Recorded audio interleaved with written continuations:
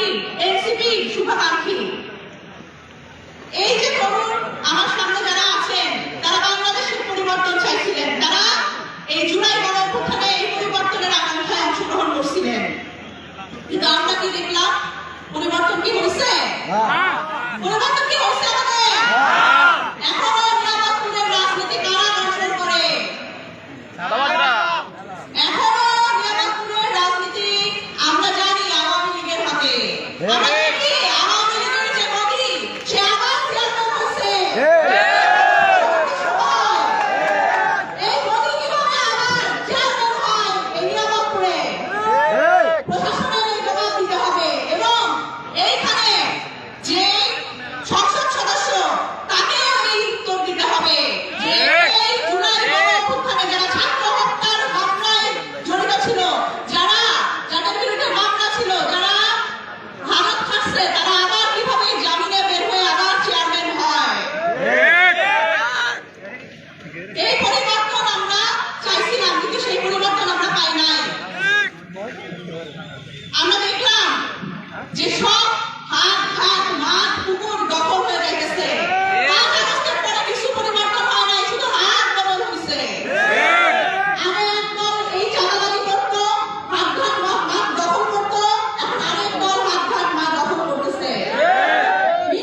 এই মাদকের যে ব্যবসা, মাদক যে নিয়ন্ত্রণ করতো, আগে এক গ্রুপ নিয়ন্ত্রণ করতো, এখন আরেক গ্রুপের হাতে হাত বদল হয়েছে, কিন্তু কোনো পরিবর্তন হয় নাই। আমরা দেখলাম গতকালকে সাবেক বিএনপি এক নেত্রী, যিনি এখন স্বতন্ত্র সংসদ সদস্য, তিনি বললেন তরুণরা নাকি জুলাই গণঅভ্যুত্থানের সাথে গাদ্দারি করছে, তারা নাকি জুলাই গণঅভ্যুত্থানকে বিক্রি করে দিচ্ছে এবং আগামী 100 বছরেও নাকি গণঅভ্যুত্থান হবে না। তিনি এই কথা বলছেন। কিন্তু সেই মাননীয় এমপি তার প্রতি সম্মান রেখে বলতেছি, জনাব রুমিন ফারহানা আপা, বাংলাদেশে যতবার মানুষের অধিকারের উপরে খড়গহস্ত হবে যে কোনো সরকার, বাংলাদেশের মানুষ ততবার গর্জে উঠবে, ততবার বাংলাদেশে গণঅভ্যুত্থান হবে। আমরা এই যে পরিবর্তনের পক্ষে কথা বলি, পরিবর্তনের জন্য কথা বলি, এই নতুন রাজনৈতিক বন্দোবস্তের কথা বলি, আমরা আসলে এই তরুণদের ভাগ্যের উন্নয়ন চাই। আমরা চাই তরুণদের কর্মসংস্থান হোক। এই নিয়ামতপুরে যে তরুণরা আছে তারা প্রত্যেক দিন চেষ্টা করছে নিজেকে উন্নয়ন করার এবং তারা চাকরি পাওয়ার চেষ্টা করছে। কিন্তু দেখেন, এই সংস্কারের কথা আমরা বলি, আমরা কিন্তু স্বজনপ্রীতি, ঘুষ, দুর্নীতি দিয়ে আর চাকরি দিতে চাই না। কিন্তু আমরা দেখলাম যে এই যে জুলাই গণঅভ্যুত্থানের পরেও জুলাই সনদ বাস্তবায়ন না করে, গণভোটের রায় বাস্তবায়ন না করে, পুরো প্রতিষ্ঠানগুলো ব্যাংক থেকে সব স্কুল, কলেজ, ইউনিভার্সিটি দলীয়করণের মাধ্যমে যেটা এই সরকার যেটা করতেছে সেটা হচ্ছে শুধুমাত্র তার দলীয় নেতা কর্মীকে এই সুযোগ করে দিতেছে। এই যে কার্ডের রাজনীতি তারা করে, সেই কার্ড কি আপনারা কেউ পাইছেন? সেই কার্ড কি শুধুমাত্র বিএনপির যারা দলীয় কর্মী তাদের কার্ড?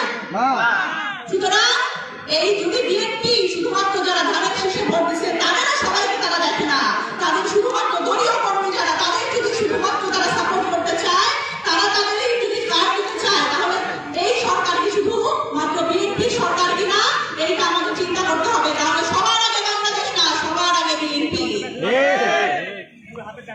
আমরা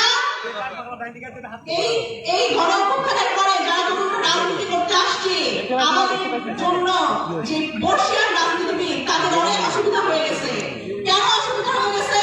আমরা এই সমঝোতার রাজনীতি আর বাংলাদেশে চাই না।